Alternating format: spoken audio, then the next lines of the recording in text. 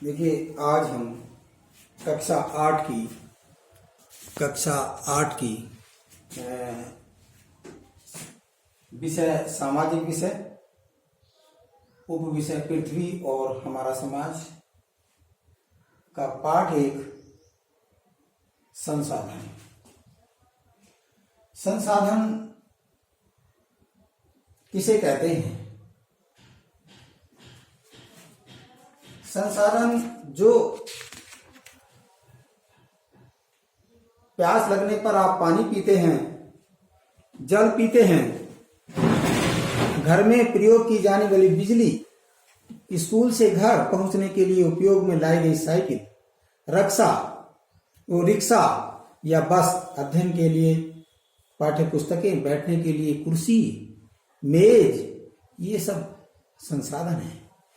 इनमें से सभी वस्तुओं का उपयोग आप द्वारा किया गया है, अर्थात इन सभी वस्तुओं में आपकी आवश्यकताओं की पूर्ति करने की क्षमता है। इस प्रकार हम कह सकते हैं कि एक वस्तु जिसकी उपयोगिता हो संसाधन कहलाती है। संसाधनों के प्रकार, देखिए, संसाधन मुख्य रूप से तीन प्रकार के होते हैं, तीन प्रकार के माने गए हैं। नंबर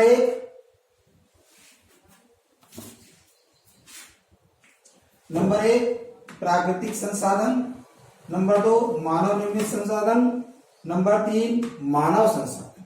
प्राकृतिक संसाधन जो प्रकृति ने मानव को निःशुल्क उपहार के रूप में प्रदान किए हैं, वे प्राकृतिक संसाधन कहलाते हैं, जिनके उपयोग करने के बदले में कोई शुल्क नहीं दिया जाता। जैसे जल, सूर्य का प्रकाश, खनिज पदार्थ, वन, मृदा यानी मिट्टी, ये प्राकृतिक संसाधन है। दूसरे मानव निर्मित संसाधन। मानव निर्मित संसाधन जब प्रकृति में उपलब्ध किसी पदार्थ का मूल रूप मानव द्वारा अपनी उपयोगिता के आधार पर बदल दिया जाता है, वह मानव निर्मित संसाधन कहलाता है। सीधे कह सकते हैं कि जिन वस्तुओं का निर्माण जिन साधनों का निर्माण मनुष्य स्वयं करता है, वे मानव निर्मित वस्तुएं कहलाती हैं। जैसे घर, रहने के लिए घर, चलने के लिए सड़क, पुल, विद्यालय, पढ़ने के लिए, स्वास्थ्य के लिए अस्पताल और बड़े बड़े कार्य करने के लिए बड़ी बड़ी मशीनें, बांध और कारखानों आदि का निर्माण मनुष्य के द्वारा किया जाता है, इसलिए इन्हें मानव निर्मित वस्तुएं कहा जाता है। तीसरा है मानव संसाधन। मानव स्वयं में एक संसाधन है, क्योंकि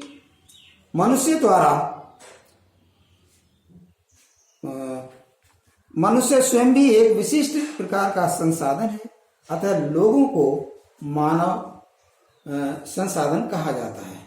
मानव द्वारा प्रकृति का बेहतर उपयोग तभी किया जा सकता है जब उसके पास ज्ञान, कौशल और तकनीकी उपलब्ध होगी। स्वास्थ्य और शिक्षा लोगों की बहुमूल्य संसाधन बनाने में मदद करते हैं। देखिए, ये तीन प्रकार के साधन हुए और इनमें प्राकृतिक जो संसाधन हैं उन्हें भी हम दो भागों में विभाजित कर सकते हैं। दो भागों में, एक तो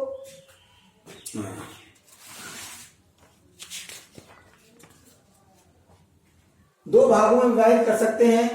एक तो नवीनीकरणीय संसाधन और दूसरा अनवीनीकरणीय संसाधन। नवीनीकरणीय करणीय संसाधन वे संसाधन होते हैं जो जिनको प्रकृति प्रक्रियाओं द्वारा या मानव द्वारा नवीकृत अथवा पुनः पूरित किया जा सकता है। उनको कितना भी खर्च करो, मानव कितना भी खर्च करे, लेकिन वो स्वयं पूर्ण हो जाते हैं। जैसे सूर्य का प्रकाश, जल, वायु आदि। दूसरा प्राकृतिक संसाधनों का दूसरा रूप है अनवीकरणीय संसाधन। अनवीकरणीय संसाधन वे संसाधन होते हैं जो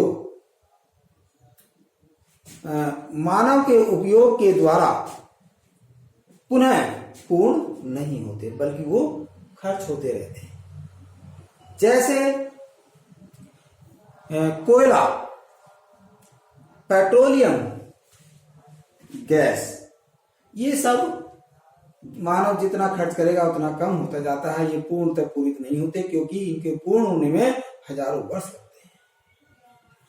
इसलिए इनका संरक्षण करना भी जरूरी होता है।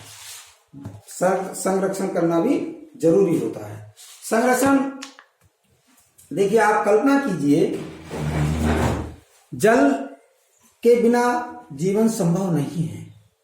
जल के अभाव में जीव जंतुओं, वनस्पतियों एवं स्वयं मानव जाति का जीवन भी असंभव है।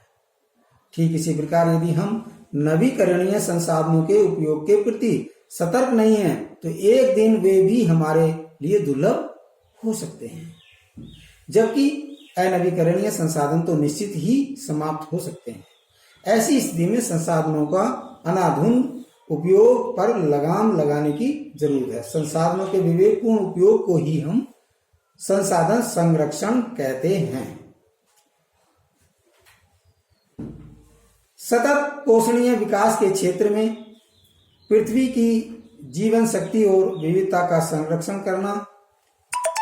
देखिए इसमें हम ये बात बता रहे हैं कि ध्यान रहे, संसाधन संरक्षण का अर्थ संसाधनों के प्रयोग को पूर्णतः रोकना नहीं है, बल्कि इस प्रकार से उपयोग करना है कि वर्तमान पीढ़ी के साथ साथ भावी पीढ़ी में भी इनसे लाभान्वित हो सके। ऐसा विकास यानी सतत पोषणीय विकास कहलाता है। तो ये चीज है।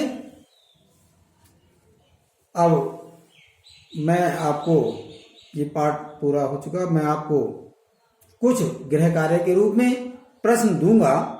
आप उन्हें अपनी कॉपी पर लिखकर व्हाट्सएप करेंगे। पहला प्रश्न है, संसाधन किसे कहते हैं? संसाधन किसे कहते हैं? और दूसरा प्रश्न है, अक्षयशील संसाधन कौन कौन से हैं? तीसरा प्रश्न बनता है, प्राकृतिक संसाधन किन्हें कहते हैं? उदाहरण सहित बताइए। चौथा प्रश्न, मानव निर्मित साधन कौन से होते हैं? और पांचवा प्रश्न है, प्राकृतिक संसाधनों के संरक्षण के उपाय क्या होने चाहिए? धन्यवाद।